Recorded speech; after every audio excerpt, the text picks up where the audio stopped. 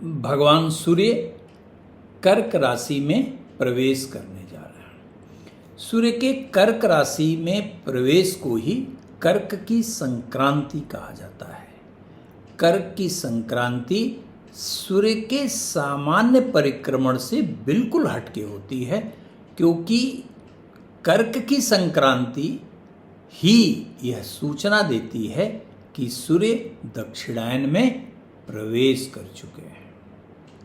और दक्षिणायन में सूर्य के प्रवेश करने के साथ साथ लगभग सभी महत्वपूर्ण संस्कार, विवाह आदि बंद हो जाते हैं।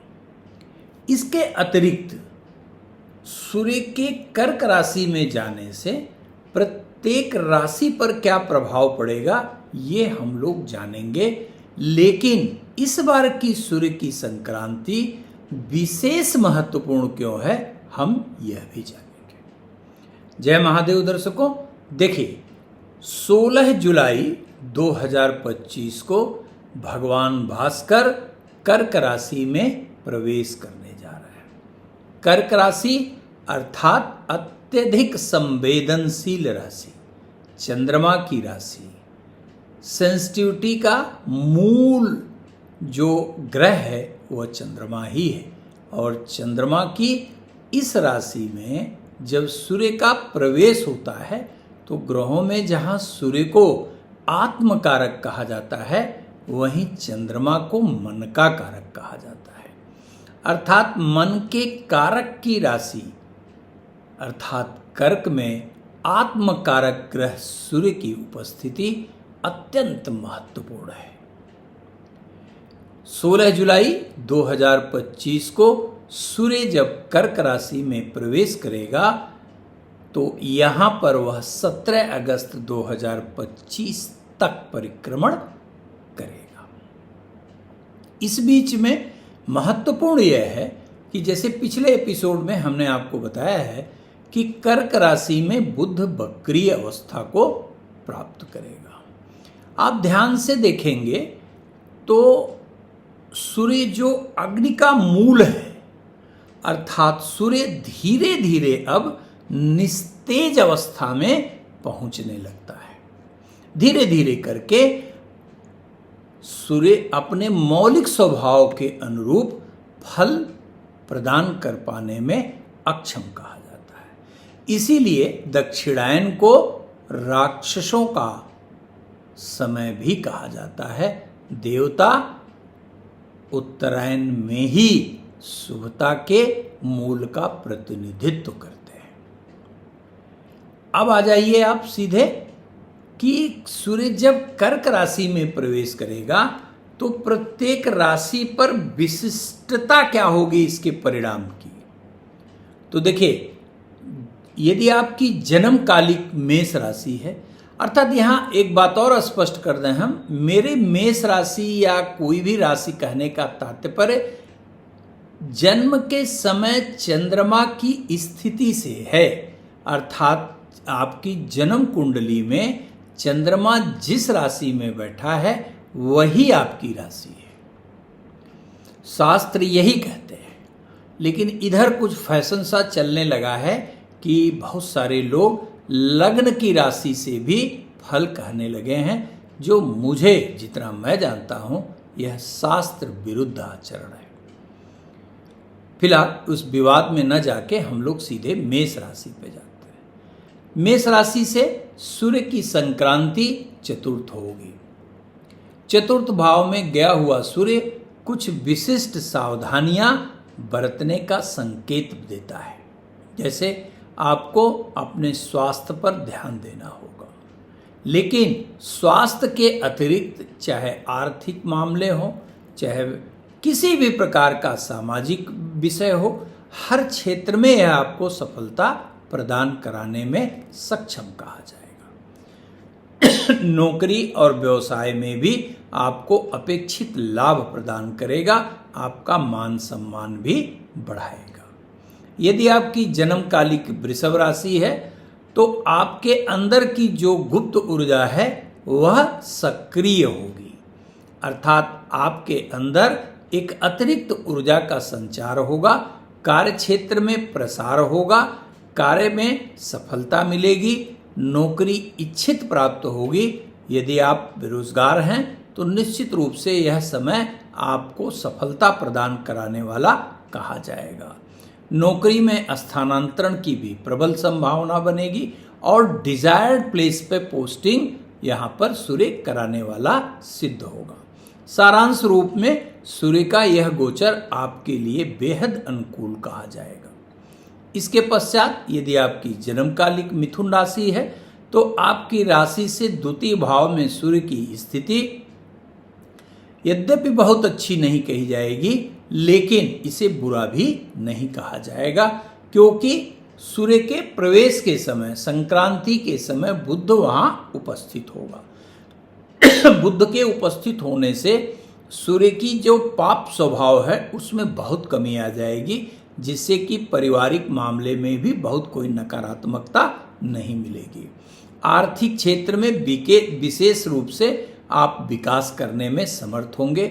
नए कार्य की योजना बनाएंगे। यदि नौकरी कर रहे हैं, प्रमोशन लंबे समय से रुका हुआ है, तो जो रुकावट है वो समाप्त होगी। सूर्य के इस कर्क के संक्रांति में आप देखेंगे कि आपके घर में कुछ नए प्रकार की योजनाएं बनेंगी कार्य करने की, और वह सफलतापूर्वक संपादित भी होंगी। यदि आपकी जन्मकालिक कर्क राशि है तो राशिगत सूर्य का गोचर बहुत अच्छा नहीं कहा जाएगा। यद्यपि सफलता के दृष्टिकोण से बहुत उतार चढ़ाव की कोई गुंजाइश नहीं कही जाएगी, लेकिन यदि आप कहीं भी वेदर प्रोन हैं, यानी आपको मौसम परिवर्तन के साथ होने वाले रोग जल्दी होते हैं, तो आपको सावधान रहना होगा। दूसरी बात, कर्क राशि में यहाँ गोचर करने वाला सूर्य नए प्रकार के रिसोर्सेज भी पैदा करेगा। परिवार में और समाज में आपका मान सम्मान भी बढ़ाने वाला कहा जाएगा। परिवार में थोड़े खर्च की स्थिति ज़्यादा बन सकती है, इसलिए वित्तीय मामलों में निर्णय बहुत सोच विचार कर लिया जाएगा। यदि आपकी जन्मकालिक सिंह राशि है तो निश्चित रूप से इस समय आपको सावधान रहने की आवश्यकता कही जाएगी।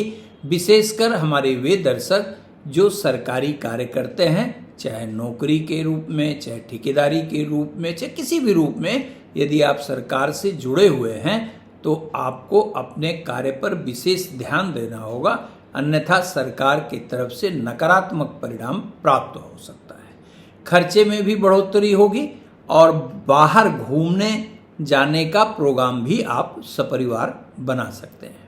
विदेश से जुड़े कार्यों में निश्चित रूप से यह आपको सफलता प्रदान करने वाला कहा जाएगा, और साथ ही साथ पिता के स्वास्थ्य से आपको थोड़ी चिंता भी हो सकती है। यदि आपकी जन्मकालिक कन्या राशि है तो यहाँ पर आपकी राशि से एकादश भाव में गोचर करने वाला सूर्य निश्चित रूप से आपको परम कल्याणकारी परिणाम प्रदान करेगा। आरोग्यता के दृष्टिकोण से भी, आर्थिक दृष्टिकोण से भी आपको लाभ देने की निश्चित रूप से कोशिश करेगा। लंबे समय से अगर कोई कार्य प्रतीक्षित है तो प्रयास करिए, वह होने की पूरी संभावना कही जाएगी। किसी विशिष्ट सरकारी बड़े अधिकारी के सहयोग से आपका लंबित कार्य भी होता हुआ दिखाई देता है। यदि आपकी जन्मकालिक तुला राशि है तो मान सम्मान विशेष रूप से यह गोचर आपका बढ़ाएगा। यदि आप बेरोजगार हैं तो आपकी बेरोजगारी समाप्त होगी। नौकरी, लंबे समय से अगर आप परेशान थे अपनी नौकरी से और नौकरी में परिवर्तन करना चाहते हैं तो यह समय आपके लिए बेहद अनुकूल कहा जाएगा। पिता के स्वास्थ्य पर ध्यान देना होगा और भूमि से संबंधित कोई भी सौदा बिना जांचे परखे बिल्कुल नहीं करेंगे और जोखिम भरा कोई निवेश कदापि नहीं करेंगे। यदि आपकी जन्मकालिक वृश्चिक राशि है तो यह अत्यंत सुखद समय सिद्ध होगा। भाग्य के सहयोग से एक तरफ जहां आपके बिगड़े हुए कार्य बनेंगे, वहीं पर नए कार्य का अवसर भी आपको प्रदान करने वाला कहा जाएगा। धार्मिक कार्यों में रुचि बढ़ेगी, तीर्थाटन का लाभ हो सकता है, परिवार के सभी सदस्यों का पूर्ण सहयोग प्राप्त होने की संभावना कही जाएगी। यदि आपकी जन्मकालिक धनु राशि है तो सावधान रहेंगे। कोई नया कार्य यदि बहुत आवश्यक न हो तो बिल्कुल न प्रारंभ करें और जोखिम भरा कार्य तो कतई नहीं करेंगे। विश्वास करके किसी पर भी इस बीच कोई कार्य नहीं करेंगे, ये जरूर ध्यान रखिएगा। और लैंडेड प्रॉपर्टी या शासन से, सत्ता से संबंधित किसी भी प्रकार के विवाद में पड़ने की गलती बिल्कुल मत करिएगा। आप प्रतिदिन भगवान सूर्य को जल दीजिए और सूर्य के 12 नाम जरूर पढ़िए, कम से कम 3 बार पढ़िए। यदि आपकी जन्मकालिक मकर राशि है तो आपको अपने गृहस्थ जीवन पर ध्यान देना होगा। जीवन साथी का स्वास्थ्य खराब हो सकता है, मतभेद की स्थिति आ सकती है, यहाँ तक कि यदि पहले से आपके जीवन साथी से आपकी मिसअंडरस्टैंडिंग है तो ये इतना बढ़ सकती है कि सेपरेशन की स्थिति भी आ सकती है। जॉइंट वेंचर में जो आप कार्य करते हैं उसमें भी संशय की स्थिति यह उत्पन्न कर सकता है। यदि लंबी यात्रा बहुत आवश्यक न हो तो अवॉइड करने की कोशिश करेंगे और लंग्स में किसी भी प्रकार की समस्या होने पर तुरंत चिकित्सा जरूर लेंगे। यदि आपकी जन्मकालिक कुंभ राशि है तो ये समय आपको चातुर्दिक सफलता प्रदान करने वाला कहा जाएगा। एक तरफ आपके कार्य में आ रही बाधाओं का अंत होगा, दूसरा शत्रुओं पर भी आप विजयी होंगे। और यदि कोई कार्य लंबित है अर्थात लंबे समय से पेंडिंग है तो उस कार्य में भी आपको विजय मिलेगी, सफलता प्राप्त होगी। यदि आप प्रतियोगी विद्यार्थी हैं तो यह समय आपके लिए बेहद अनुकूल और कल्याणकारी सिद्ध होने जा रहा है। यदि आपकी जन्मकालिक मीन राशि है तो राशि से पंचम भाव में सूर्य का गोचर बहुत अच्छा नहीं कहा जाएगा। ये मानसिक चिंता भी बढ़ाएगा, संतान को लेकर थोड़ी नकारात्मकता भी उत्पन्न हो सकती है, अर्थात संतान से मानसिक मतभेद की स्थिति भी उत्पन्न हो सकती है। रिलेशनशिप में धोखा मिल सकता है और आपके अपने जो भावनात्मक प्रसन्नता या आनंद है उसमें गहरे आघात की संभावना भी बन सकती है। यदि आप विद्यार्थी हैं तो अपनी डिसिप्लिन मेंटेन रखिएगा, अन्यथा कंसंट्रेशन आपका बाधित हो सकता है। धन्यवाद मित्रों। यदि वीडियो पसंद आया हो तो निश्चित रूप से चैनल को सब्सक्राइब करिए, बेल आइकन दबाइए और शेयर करना बिल्कुल मत भूलिएगा। धन्यवाद।